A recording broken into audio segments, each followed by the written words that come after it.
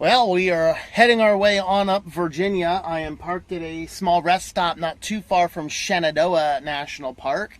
This is a park that goes right on up the kind of in the mountain range in Virginia. And then from there, I'm going to be able to kind of take the back roads up into Erie, Pennsylvania. So we're starting out the day at the rest stop cooking. Yeah, look at them bacon on my brand new, very used cast iron pan. I've wanted to get away from using that non-stick pan for a while, and I found this guy at Goodwill for like $3. Took it back, washed it, and then cured it a little bit. So I think some bacon's going to cure it a little bit better. So we're going to start in the day with that, and we're going to do probably about an hour or two of work here first, and then I'm going to head my way on up into the mountains and do the trek across the park.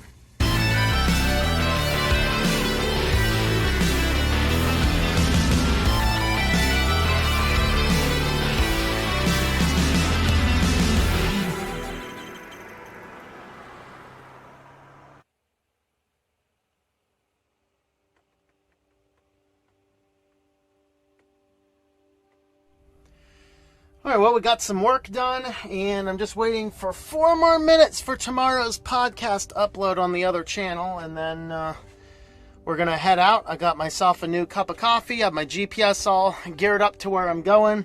I know approximately where I'm heading tonight after we're done with the park. I haven't quite figured that out. It's going to depend how long it takes me to get through that and things like that, and I do need to sit down and do about 3 or 4 more hours of work tonight as well. But it's going to be fun. I got about 3 minutes left on that. I got everything else pretty much ready to go. So I'm just going to organize everything else and get ready to head on out.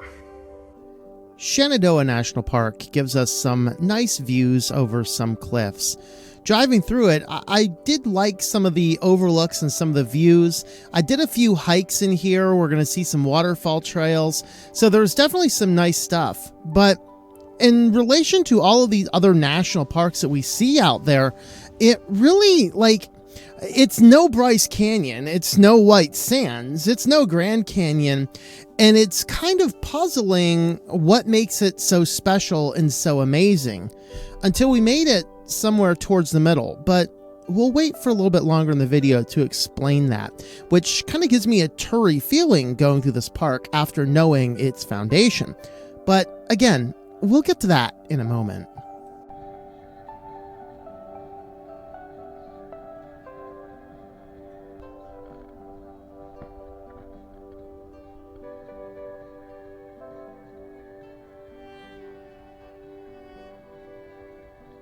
All right, we have made it to the park. Ooh, this new cell phone's nice. I can actually keep my sunglasses on. We got a nice little view down that way. And I got a nice little sleeping cat right there. Yeah, no, he's awake. He's manning the cameras apparently. But we have made it to the park, and we're going to see what this has. It's about 105 miles, 35 mile an hour speed limit. And so I'm going to keep an eye on that, just kind of keep it around there, and probably take a few hours to get through the park. But let's see what we got.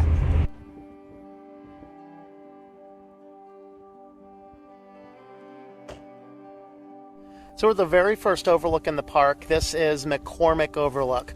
Now, I'm not going to stop at every single place because there's 75 of them.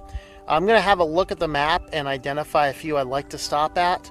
And we're going to make the drive up there, and we're going to stop. I'm going to try and maybe shoot for 10 or so. There's a couple I can stop at hikes. There's 2 visitor centers. Now, one of the distinctive parts about this park is it's actually designed with the automobile in mind. So for people who want to see some excellent scenic views, who might have some accessibility issues, this place is going to be an awesome place for you to visit, because as you go around, it's so thin along this ridge that there's so many places you can just kind of stop at a area like this and just see it all. And it's really nice. We'll see what the trails look like when I get there. Now, it is spring, so there's no leaves out yet. This place looks like the fall would be the best time to come, so consider that. Now, that being said, this tree right here is starting to bud, and so it's going to look pretty cool here by the time we're done.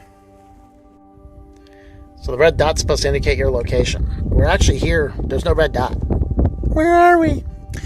Well, anyway, I'm going to skip some of these. This one might be interesting. There's a little hike out to there. But it looks like there's like trail parking. I'm not sure. Maybe I do this and hike this little bit of a trail out and back. So Sawmill Run Overlook might be the one I'm looking at. Or this one right above the Turk Gap looks good. Or Wildcat Ridge. So I think I might check out this one here. Now this trail, if I'm not mistaken, this hiking trail through here is actually the Appalachian Trail. In fact, it is. Here it is on this. So if you're familiar with the Appalachian Trail, it hikes the whole range of the park. It's one of the distinctive features of it. So I can hike a small piece of it. And it looks like from here, there's a spot that comes out to an overlook. And that would be cool to see. So I might do that. Park here, walk up here, go to the overlook and come back. That looks like the best thing to do there. Or I could park up here and come back, or here and hit both of them. I don't know. I'll figure it out.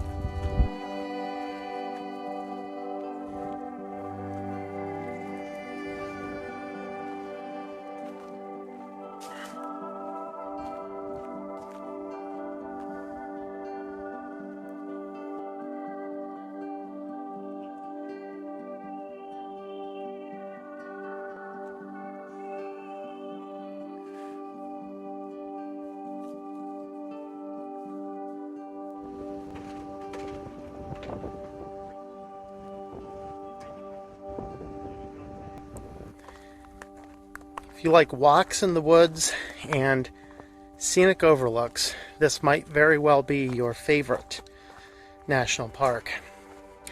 The Appalachian Trail cuts through the entire length of it, over 100 miles, and there's several other outlooks and hiking trails offside of that as well. So this one here, we're just kind of walking out just a little bit here. But this is kind of what the park is like. Now, again, this is in the fall, or in the spring, early spring. So we don't have leaves on the trees yet. I bet this would be several times more beautiful with leaves on the trees, and infinitely more beautiful in the fall with leaves falling off. Had to stop at this place, simply because it's called Bacon Hollow. That's what the inside of a pig's stomach looks like, huh? Well, fascinating. Love it. Beautiful. Well, I just toured the facility here at the Visitor Center, and Shenandoah National Park has a fairly controversial history, and frankly, I have to side with the side that lost here after reading all the information at the Visitor Center. I'll go ahead and drop in some photos I snapped inside the Visitor Center as we talk about it through here. But this park was established in the FDR administration. You have to remember, this is the same administration that signed the bills to force Japanese into internment camps and did a lot of and push propaganda as a means to get Americans into the war. Now, this sounds a little tinfoil hatty, but it's actually a matter of public document. We know a lot of these things. And what happened is there was this proliferation of parks happening in the West, and FDR wanted a park in the East. And so they literally came in, established a bunch of land, and then wanted to kick everybody out. And it turns out, at least the displays in here would suggest, if you've heard, I'm from Pennsylvania, you've probably heard, or maybe you've heard some of the jokes about, Virginians and interbreeding and all this kind of stuff. It appears as though a lot of those stereotypes came from propaganda from FDR as a means to justify the removal of the people from their homes and their lives.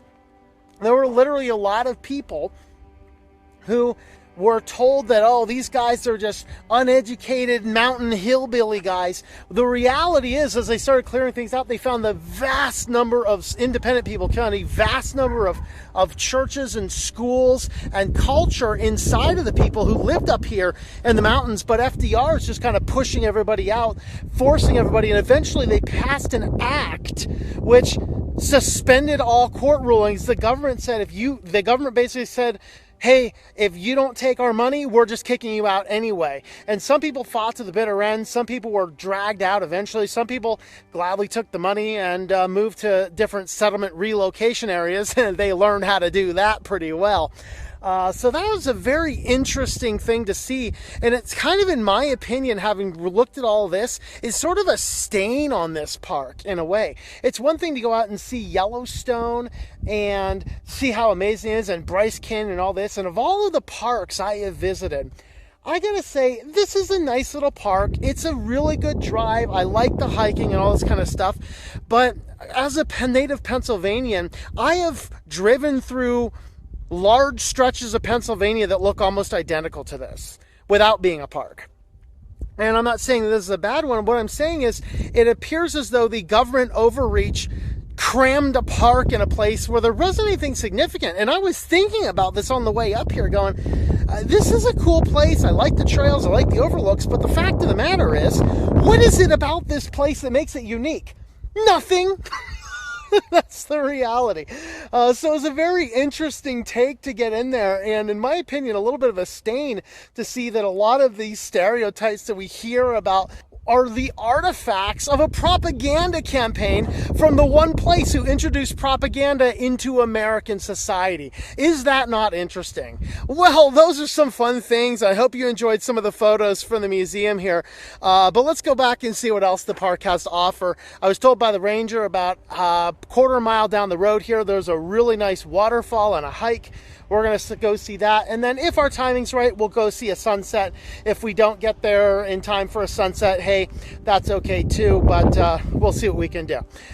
With our history lesson in mind, and boy, was that a doozy of a piece of history.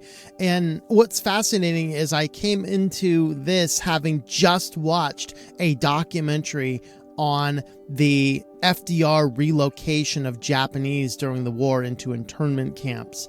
So it was very interesting to see how he used those same policies, not just for Japanese in those camps, but also for the mountain men and women and families that used to make their homes around this area. Nevertheless, we're going to head on down. We're going to have a look at this nice little hike, and this will be our big hike out to a waterfall for the park today. There are several more hikes, including the entire Appalachian Trail hikes on the way up through here. So you can actually get a chance to hike some of that as well, or if you are hiking the Appalachian Trail, you will go through this park. But we'll get a chance to see a really nice waterfall out here as well. All right, so we are walking now on Dark Hollow Falls Trail. So a lot of little tiny waterfalls here, but I guess we're going to see some bigger ones when we get down there. Whew. I keep this thing straight.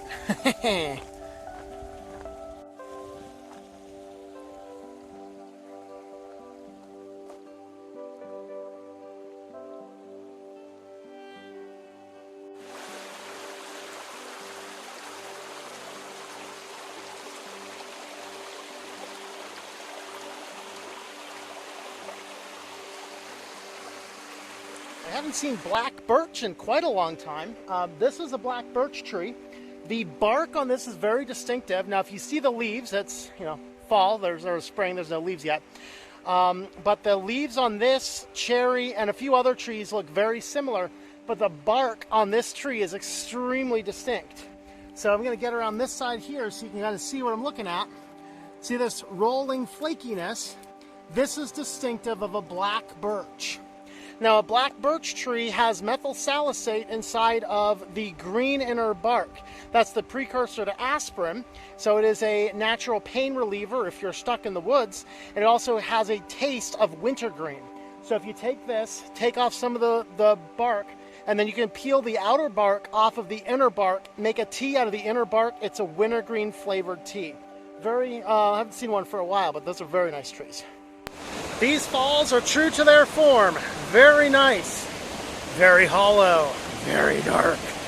But it's very nice. I'm actually a little bit further down than we can see. Let's see if I can get the thing to focus up that way or not. I doubt it.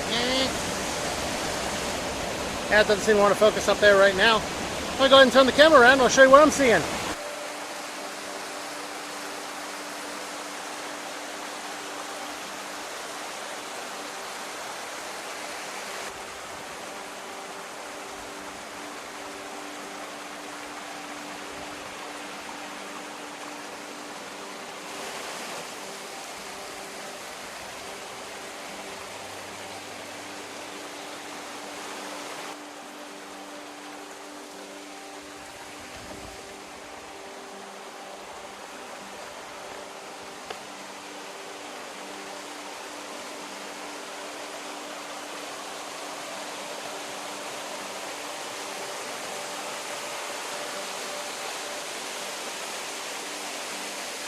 The waterfall itself was quite impressive. It was worth the hike. It was a little bit strenuous, more strenuous back up than it was down, so be aware of that. It was absolutely beautiful getting a chance to see that. That in and of itself was certainly worth the drive through the park.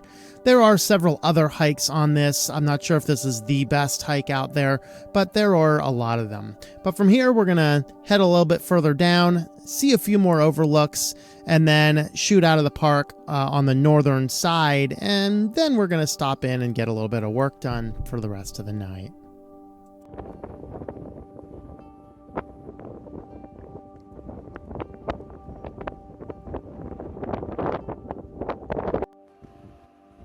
What up, yo? Can you tell me how to get to the nearest gas station? Alright. Well, the park was really good. I enjoyed it. It was, by the end, it got a little long, 100 miles, and it's very much, it's the mountains in Virginia. It all looks the same, trust me. It's not like a Bryce Canyon or a Yellowstone where you have a sulfur pool over here and you have a forest over there. It was very nice, though. It is absolutely worth going to at least once. Definitely do it in the fall. I might want to do it again in the fall sometime. So I need to do a bunch of work. I am hungry as I'll get out, and usually I cook, but today I'm actually going to go out and get something to eat, simply because I have a ton of work to do. I don't want to worry about the extra hour to break everything down, cook something, and then clean up. There's a Taco Bell over here. There's a Checkers, and there's something else over there. Roy Rogers, maybe. Never been to Roy Rogers. I think I've been to a Checkers once. I was kind of thinking about Taco Bell, but I don't know. I might make the walk over to one of those other ones. Just gonna grab something to go and come back and do a bunch of work. I'm actually gonna start doing a video first, though. I pulled out one video I wanna post for today, and it's already pretty late, so we're gonna go ahead and do that first, and then we're gonna head on over, grab something to eat, work here for I'd say about 3 hours or so. I'm gonna put in about 3 hours of work, and then I'm gonna hit the road again. I'd like to get further down the road before we wrap up my night, and I have no earthly idea where I'm gonna stay tonight. But I should, if my plan is correct, I should cross right into Pennsylvania, and shortly into Pennsylvania there is a state game lands. And in Pennsylvania, on state game lands, technically you're not supposed to camp overnight, but generally you can, because they're in the middle of absolutely nowhere. There's a very limited number of people who will stop by, and they usually have parking lots that are way in the middle of absolutely nowhere. So I'm going to scout that one out tonight. It's only about a mile or so back, and if that looks good, we're just going to camp out there, wake up as early as I can in the morning, and proceed the rest of my day tomorrow, move into civilization. And tomorrow is going to be primarily a work day with a bunch of driving here and there to get as close up to the Erie area that I can. So we'll go ahead and sign off now and see what I can find at the local greasy fast food place that's going to clog up the arteries. Went with Taco Bell and nasty soda, and my video's done rendering, so I'm going to upload that guy and then turn this computer on and get to work.